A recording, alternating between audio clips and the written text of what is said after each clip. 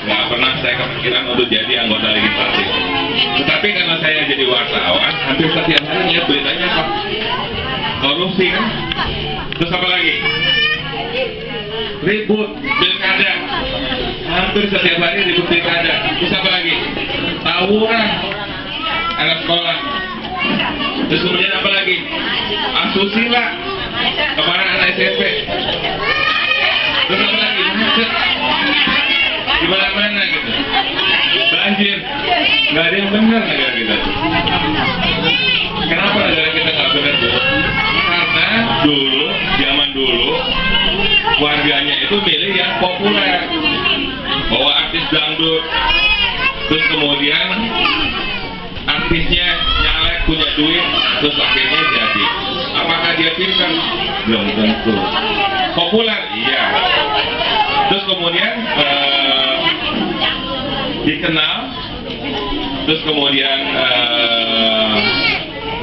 dikenal, terus kemudian setelah itu apakah dia pintar? Belum tentu.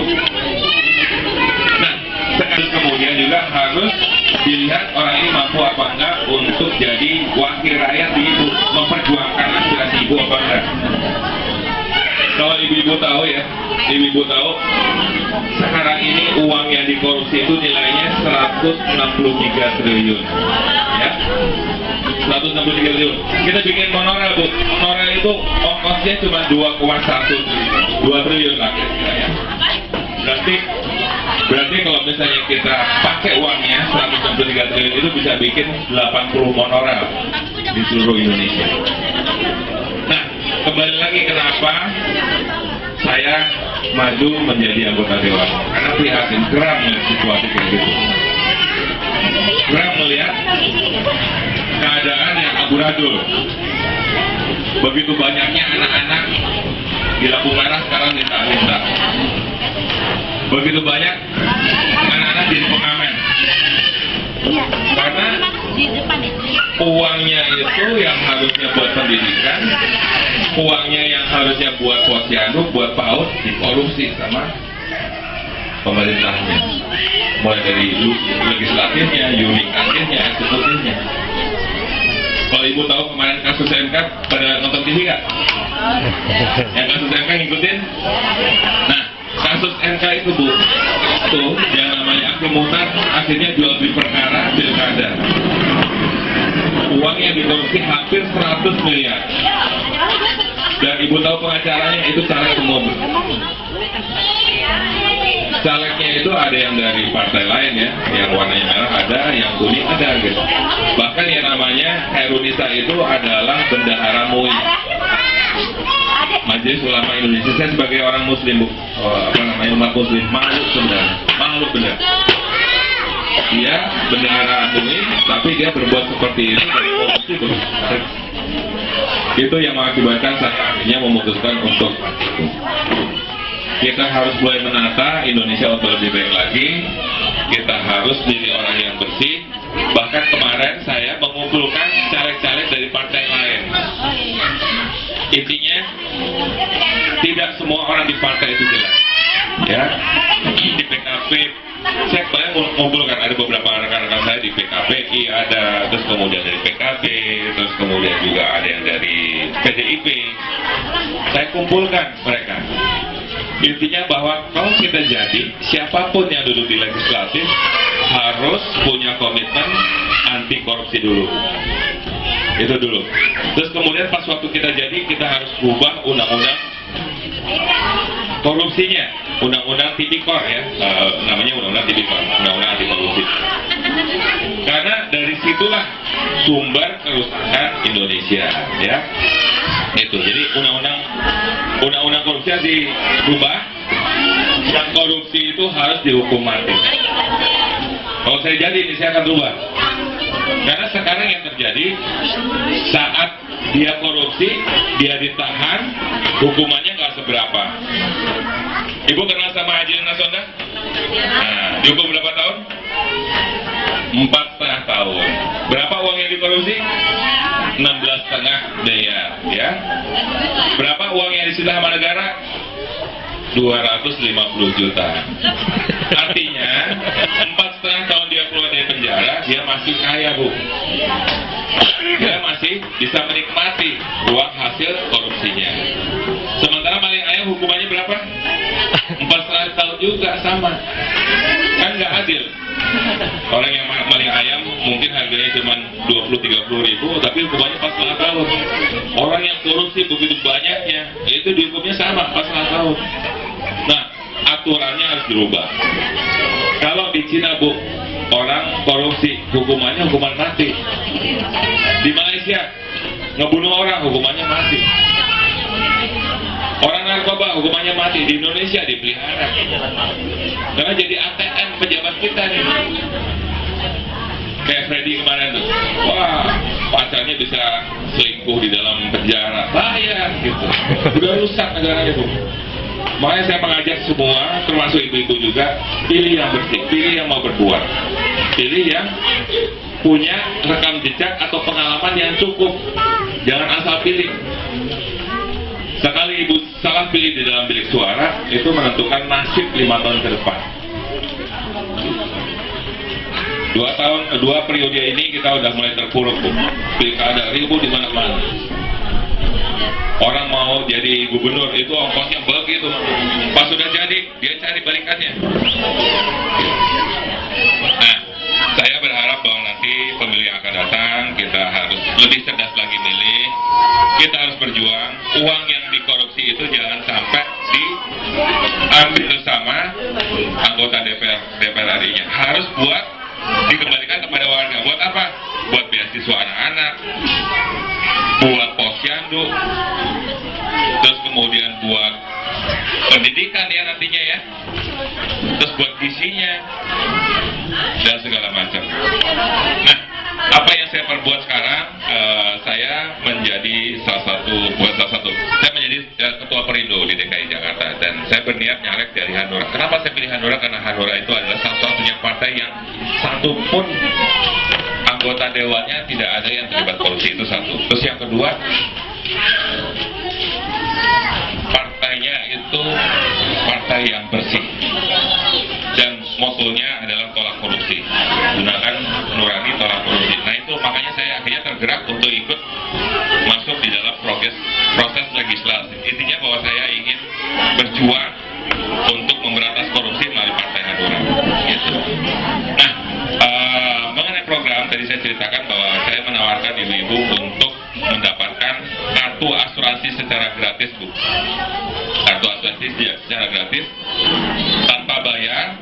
Kita memberikan asuransi jiwa yang nilainya 9 juta dan 1 juta. Banyak yang orang bilang, kok ngasih asuransi jiwa, memberikan asuransi kematian? Karena pemerintah sudah memberikan KJS. Ibu dapat KJS nggak? Belum ya? Oh berarti ibu mampu berarti. Mampu semua ya? Udah dapat ya? Udah dapat. Nah, kalau yang belum berarti mungkin dapat jam kesmas dari kantornya kali ya. Gitu. Tapi intinya kita memberikan bantuan di mana pemerintah tidak memberikan ya, asuransi jiwa. Asuransi jiwa itu kita berikan apabila bapak-bapak, ibu-ibu, keluarganya ada yang kemalangan, meninggal dunia, dikasih bantuan 9 juta. Tapi kalau misalnya sakit biasa apapun penyebabnya, nilainya 1 juta. Gitu. Tanpa dipungut biaya ya, gratis. Terus kemudian syaratnya hanya KTP dan KK, udah itu aja. Terus kemudian dikumpulkan ke kelompoknya atau melalui proses KWP, nanti dilapor ke kita, nanti kita ambil datanya, kita langsung kasihkan kartunya. Contohnya, boleh bawa kartu asuransinya. Contohnya seperti ini kartunya. Nah ini ya. Ini memang aktivasinya agak sulit, makanya kenapa kita minta dikumpulkan dulu, karena harus SMS ke 9388 baru teraktivasi. Kayak kita mengaktifasi handphone modelnya kayak gitu. Tapi kalau ibu-ibu bisa silakan ambil, terus kemudian KTP kakaknya dikasih ke kita, aktivasi sendiri silakan dulu aja. Tapi memang aktivasinya nggak begitu gampang ya, gitu. Itu satu. Terus kemudian program yang kedua, saya itu juga menawarkan untuk program UKM. Kenapa? kita membuat program UKM karena saya terus terang prihatin dengan anak-anak muda sekarang. Anak-anak muda itu kalau misalnya pulang sekolah, nganggur, ngapain tuh?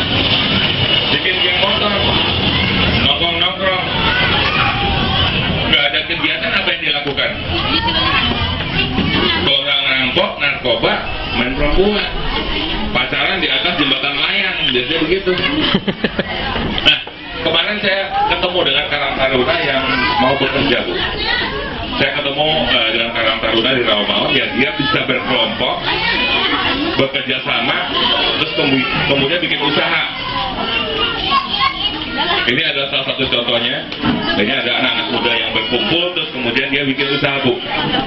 Nah ini, dia bikin sabun cuci. Terus kemudian bikin juga pembuat Indonesia nih, Bu. Dengan dia berkelompok dan dia bikin usaha, akibatnya apa? Anak-anak itu nggak punya waktu untuk berbuat yang negatif.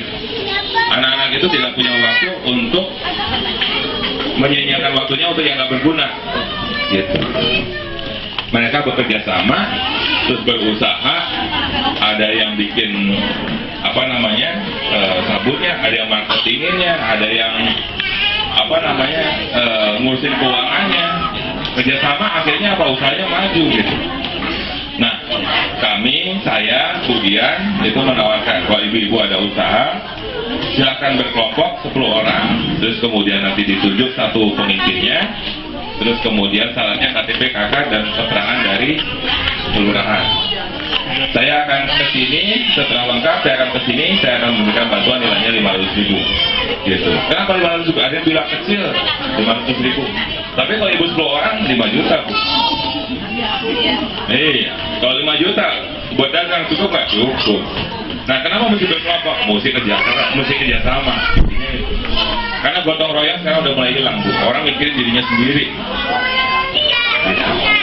Nah, saya ini mencontohkan ya. Itu satu. Terus kemudian saya juga pernah ketemu dengan anak-anak muda di Rawamangun, di mana dia itu gotong royong bikin usaha sablon kaos. Saya tadinya nggak mau order karena ngapain saya mesti order kan. Tapi saya lihat semangatnya anak-anak itu luar biasa. Semangatnya anak-anak dia bikin kaos untuk kampanye. Saya bilang akhirnya saya beli gitu. Karena apa? Dengan saya beli itu saya mempekerjakan begitu banyak orang. Anak-anak mudanya bisa mempekerjakan bisa bekerja dan akhirnya memberikan upah kepada keluarga, dapat upah dan dia membantu keluarganya. Gitu. Itu yang saya lakukan. Nah, mudah-mudahan cerita saya juga bisa mendapatkan bisa memberikan inspirasi ibu supaya juga dimotivasi untuk usaha. Ya, untuk usaha menciptakan usaha keluarga mandiri. Mungkin bapaknya suka gajinya nggak begitu gede, ibu-ibunya bisa bantu buat kesejahteraan anak-anaknya ibu. Gitu.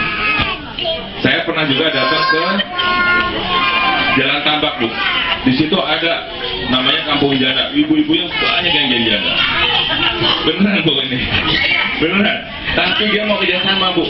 Bikin warung, ada yang jual lotek lah, jual ini, jual itu. Kita beri bantuan. Saya merencanakan untuk memberikan bantuan. Saya datang, saya memberikan bantuan. Hanya semangatnya yang tinggi. Kenapa dia harus berusaha? Karena dia harus membiayai anak-anaknya sekolah supaya cerdas. Nah, itu yang saya sampaikan program-program saya. Insya Allah berguna buat ibu-ibu sekalian. Nah, kami menunggu masukannya. Kalau ibu ada pertanyaan silakan komentar, masukan. Tapi intinya gini, saya kalau misalnya jadi anggota dewan, pertama saya pasti komitmen untuk tolak korupsi. Terus kedua, saya berusaha untuk selalu turun, Bu. Karena dengan turun itu saya bisa mendapatkan potret masyarakat sebenarnya. Banyak sekali kayak misalnya kemarin saya ke Cipinang, Bu. Ternyata proyek BKT itu tidak seluruhnya bagus. Dibikin BKT ternyata ada kali yang tersumbat justru. Pas waktu tersumbat akhirnya menjadi tempat sampah. Saat menjadi tempat sampah akhirnya menjadi sarang penyakit. Pas waktu warganya terus menyampaikan, pas waktu saya tatap muka gitu, saya lihat benar. Saya undang wartawan. Saya suruh beritakan. Ini ada kejadian kayak gini di sini dan pemerintahnya tidak melihat. Mungkin nggak kelihatan mungkin ya, karena mungkin Pak Lurahnya tidak melihat kok, karena tempatnya di belakang. Pas diberitakan langsung Lurahnya bekerja cepat, ya perbaiki. Jadi intinya saya pasti akan turun, pasti saya akan keliling. Cuma memang karena saya harus mensosialisasikan saya di seluruh Jakarta Timur, waktunya terbatas. Mungkin saya baru 2 minggu lagi balik lagi ke sini. Tapi saya tentu datang lagi dengan membuat program-program yang bermanfaat buat ibu dan bapak-bapak selanjutnya. Saya kira dari saya nggak panjang lebar. Kalau ibu-ibu dan bapaknya ada pertanyaan, kami persilakan Bu RW. Pertama saya ucapkan terima kasih atas kesempatan dan waktunya. Dan kalau ada pertanyaan kami persilakan. Ibu-ibu ada pertanyaan? Atau malu bertanya sesat di jalan? Ada yang menanya UKM atau asuransi, kami persilakan. Atau Pak Sekretaris, mau ada pertanyaan? Ada pertanyaan Pak? Atau ada sambutan, silakan.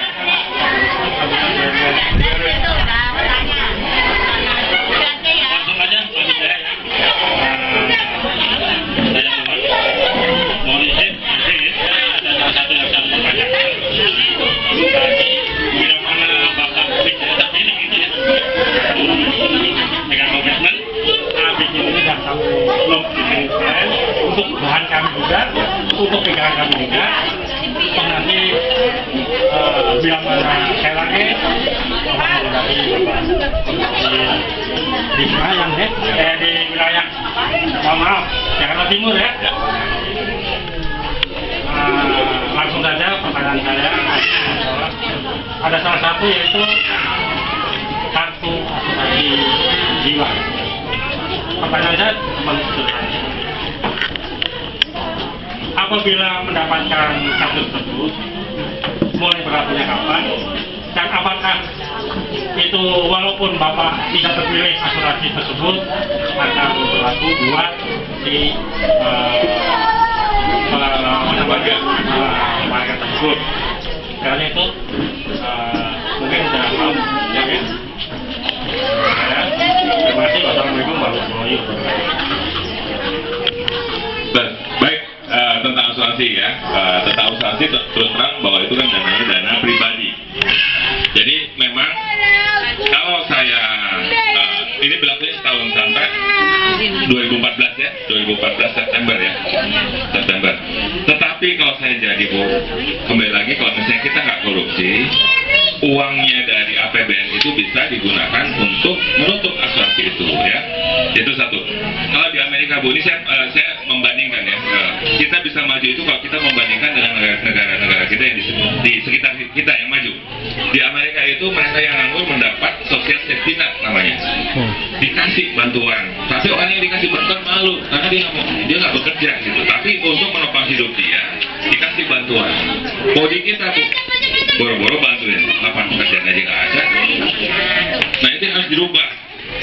Bisa merubah itu kalau kita punya duit. Punya duit itu kalau kita tidak korupsi. Gitu. Jadi intinya saya pasti akan berjuang bahwa nanti kalau saya jadi asuransi ini akan terus untuk seluruh warga gitu. Tapi kalau enggak ya saya nggak punya uang untuk nggak mungkin pakai uang pribadi gitu ya. Gitu. Tapi uang pemerintah harus digelontorkan untuk kepentingan masyarakat. Gitu. Ada lagi bapak-bapak ibu-ibu? Walaupun 1 tahun. terlaku itu. Yang kedua jadi bagi masyarakat nanti sudah Nanti buat warga terima setelah aktif. Kenapa saya minta kopi KTP dan KK dulu? Karena aktivasinya agak susah, agak ribet, mesti kirim SMS. Sehingga saya kumpulin dulu, kemudian nanti setelah jadi saya titipkan ke Pak RW atau Pak RT untuk kemudian dibagikan kepada warganya. Gitu kira-kira. Ibu-ibu atau bapak-bapak ada pertanyaan? Kami persilakan. Kalau nggak ada, saya akhiri sosialisasi saya. Saya ucapkan terima kasih atas waktunya ibu-ibu. Saya mohon maaf kalau misalnya di dalam penyampaian ada kata-kata yang kurang berkenan. Dan kembali lagi bahwa pilihlah yang bekerja buat masyarakatnya. Kembali lagi jangan sampai kita mengulangi kesalahan yang dulu. Kita milih orang yang populer, orang yang ngasih duit, pas waktu terjadi dia korupsi dan dampaknya kepada masyarakat luas. Dari saya itu aja. Saya tutup. Wassalamualaikum warahmatullahi wabarakatuh. Terima kasih kepada Bapak Wijaya yang telah memberikan arahannya. Sekarang yang itu yang ada sambutan dari Ibu RW 01 kepada Ibu Bati. Assalamualaikum warahmatullahi wabarakatuh. Yang saya hormati yang punya wilayah RT 04 Bapak Sugeng beserta stafnya. Yang saya hormati Bapak Wijaya, Ibu Haji Tuti, kader-kader Posyandu RT 004 RW 01 dan ibu-ibu semuanya, masyarakat RT 004 RW 1. Alhamdulillahirrahmanirrahim. Wassalatu wassalamu ala sayyidina Muhammadin wa ala alihi wa sahbihi ajmain. Amma ba'du. Alhamdulillahirabbil alamin. Ibu, pada hari yang cerah ini kita semua dapat hadir di sini dalam rangka sosialisasi mengenai Hanura ya, Bu ya. Calon legislatif kita, caleg dari Hanura yaitu Bapak Wijaya yang saya hormati Pak. Memperkenalkan kepada kita semua program-programnya dan tentu saja memperkenalkan tentang segala sesuatu tentang Hanura ya Ibu ya, agar kita semua tahu, agar kita semua paham, semua mengerti, karena kita semua juga tahu ya Ibu, caleg bukan cuma satu, bukan cuma dua.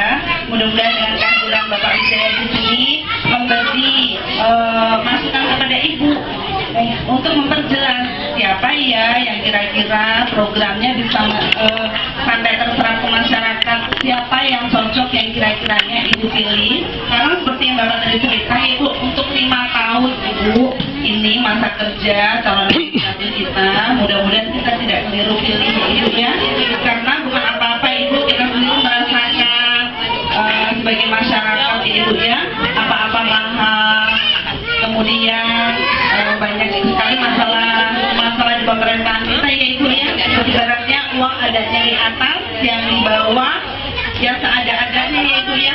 Tapi alhamdulillah, mudah-mudahan dengan keadaan yang seadanya Ibu dapat mengasuh, memperhatikan kesehatan anak-anak kita dengan sebaik-baiknya, dapat mengatur uang belanja kita dengan sebaik-baiknya ya Ibu ya.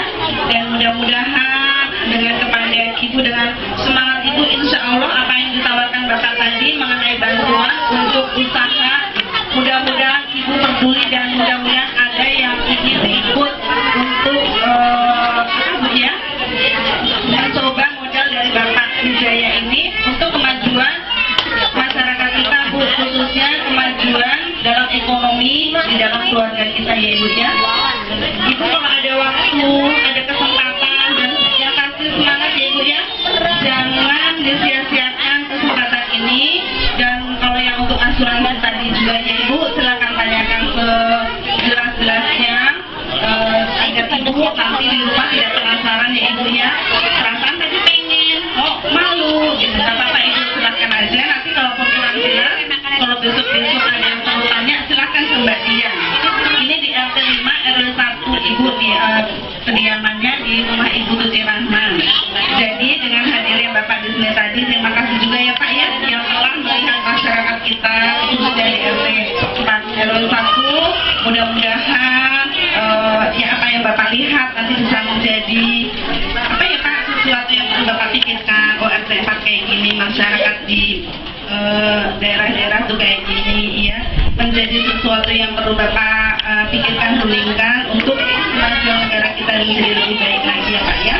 Terima kasih atas kehadiran ibu-ibu semuanya Ibu, mudah-mudahan sehat ya Ibu ya, amin ya. Terima kasih Bapak Wijaya atas kehadirannya beserta stafnya.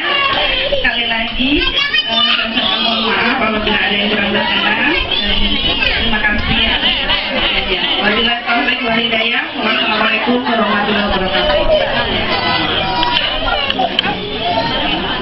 Ibu, ini ada yang mau nanya tentang asuransi atau mau ada yang bawa KK atau KTP di sini?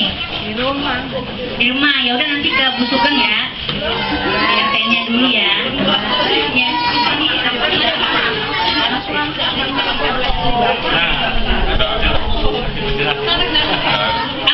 Kalau misalnya ada pertanyaan bahwa kalau misalnya kita kasih asuransi apa harus memilih Pawijaya?